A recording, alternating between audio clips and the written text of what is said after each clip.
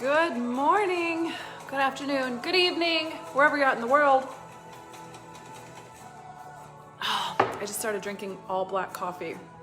Let me make sure we're live and everything's rolling correctly.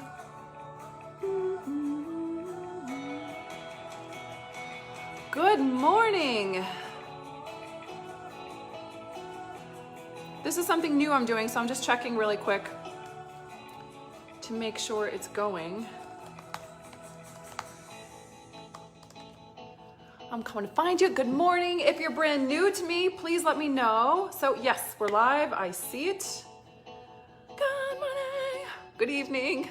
Hi, Gina. Hi, Caitlin. If you're brand new to me, my name is Mandy Perry. This is my public figure page. And I've set an intention to just, me and my team got together and we're like, how can we just give them more value?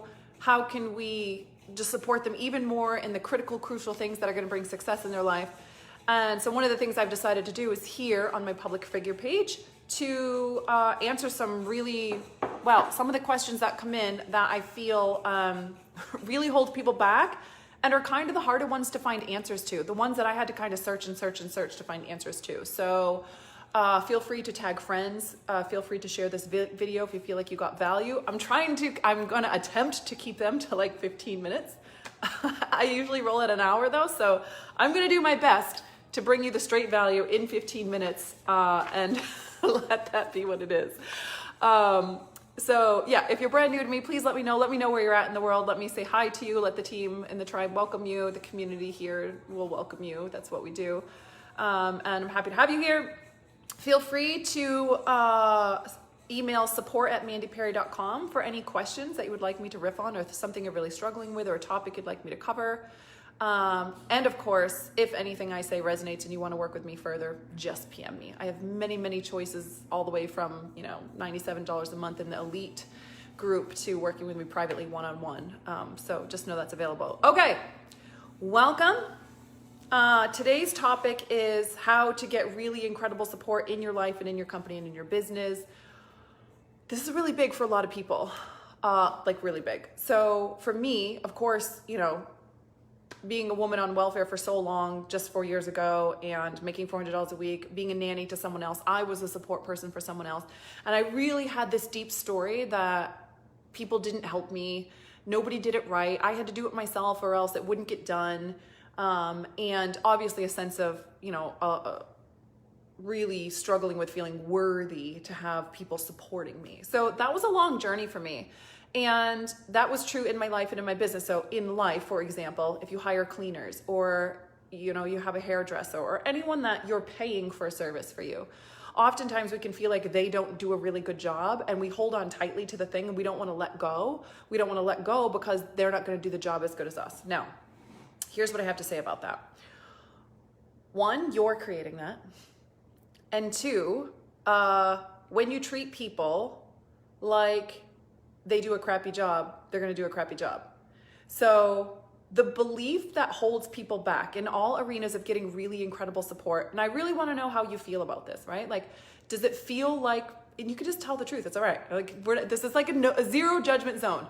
Does it feel to you like people do a crappy job when you hire them, or you're kind of always having to babysit, or you're kind of having to do some of the work yourself? Or does it feel like you don't know how to find the people that support you really well?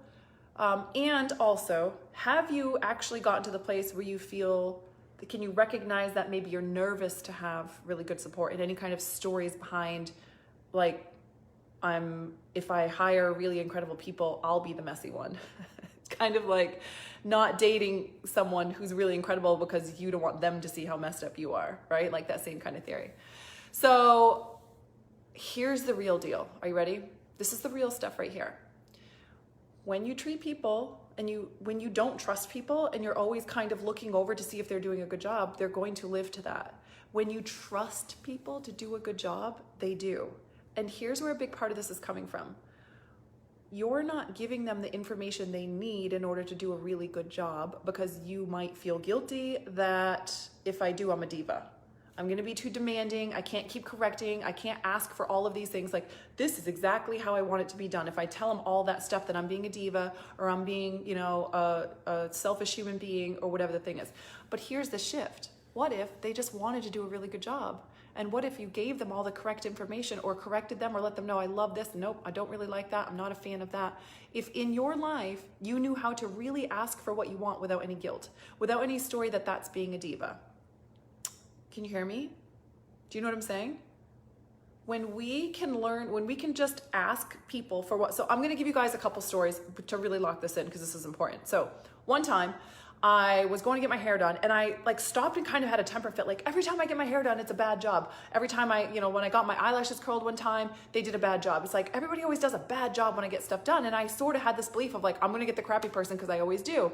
And I was like, that's it. I had enough. And I sort of flipped out. I went back I was in my sweatpants and whatever. And I was like, nope, I'm going to embody the woman who people do a really good job for. And I went in my closet, and I put on some earrings, and I put on a nice outfit, and I put my heels on, and I didn't change anything else. And I went there. And then I acted like a woman who people always support and do a good job. And you know what changed? I told the woman what I liked and what I didn't like, and showed her pictures. I said, oh, I don't like it like this, not like this, not like this. I love it like this, love it like this, love it like this. And I watched her be like, oh, I get it. And then she did exactly what I asked. Do you know what I did differently? I actually felt confident enough to tell her what I like and what I don't like. When I'm getting a massage on the massage table, when I say, I really love firm pressure here. Oh, nope, that's too hard. Yep, that's just right. Oh, kind of go softer there. That hurts there. They're like, I can see the exhale in them, because they feel like they're not having to guess how to do a good job for you.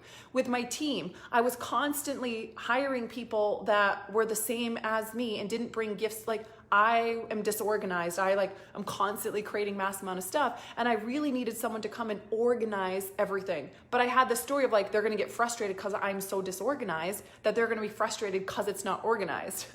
And finally, one day I woke up and had the epiphany, like, that's their job. The role of your team is to support you, to make your life easier and free up all your time so you can be in your zone of genius. That's the role of your team. The role of someone who works in your house is to actually do a good job so your house looks the way that you want it to look. So just this morning, I text my cleaner, and the mirrors here have been smudgy the last couple days that she's cleaned. So I just took a picture and let her know, like, hey, I don't know what's going on with the water or what you're using, but the windows are smudgy.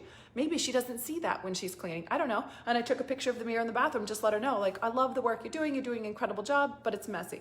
One time the cleaners came in and it was really messy, and I said to her, you always do a great job, but today the floor still had stuff on. And I just said, today, it wasn't really a good job. I'm setting the standard of my expectation. I'm doing it in a very loving way. I'm acknowledging what she does that's really amazing, but I'm also setting the standard of, like, hey, this was the agreement. It feels like you're not holding up to your end of the agreement. It's not some dramatic story of my worth or anything else. Do you hear what I'm saying?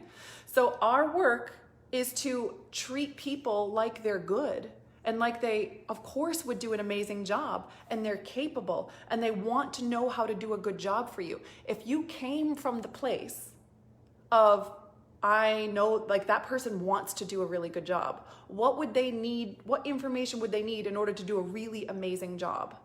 And if we came from the place of just understanding communicating is loving, it's loving to actually communicate the information so that that person knows how to do a good job. Communicating what you like is loving. Can you hear that? Communicating what you don't like is loving. Same in a relationship. If you're in a relationship, nobody wants to be guessing what you need all the time. It's not somebody else's job to guess what makes you happy, to guess what you need. It's your job to actually work through your own emotions and then get really clear what it is that you want, and then ask for that, or make it known that that's what you need. It's not other people's job to figure out what we need and to magically make us feel better. You know what I mean?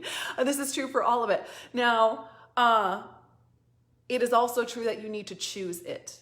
So if you want to feel supported, I'm going to say this bluntly because that's how we roll. And trust me, I'm saying it to myself in all the areas that I'm still working on.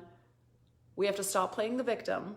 Like, we're the only people on the planet that do a good job and have the kind of value of doing a really good job. We're not the only people. Even though it feels like it sometimes, we're not the only people who do a freaking good job and are going to do amazing and who want to do a good job and who will do it with excellence and do it right. Other people will too. And where are you not actually showing up in a way where they have what they need in order to do that good job? And where are you making the assumption that they're not going to do a good job? And then the only other side of that is just trusting yourself that, like, if I'm trusting you and I'm giving you space to do an excellent job, I've given you all the information that you need to do a good job, and then you don't 2 or 3 times in a row, you're not doing a good job, then I'm going to let you go. I'm going to find someone new. I'm going to hire a new CPA. I'm going to hire a new hairdresser. I'm going to hire a new cleaner. I'm going to hire a new assistant or COO for the company or CFO, whatever it is. You get to trust yourself. But the reason that you go back and forth with this dynamic and not actually create it is because you are not being clear what you want and letting it be really known and easy for them to do a good job. Does that make sense? So I'd love to hear what you have to say about this, what your thoughts about it. Put it in the comments. Let me know any further questions that you have. We can continue to riff on it. I wonder how long it's been. How did I do?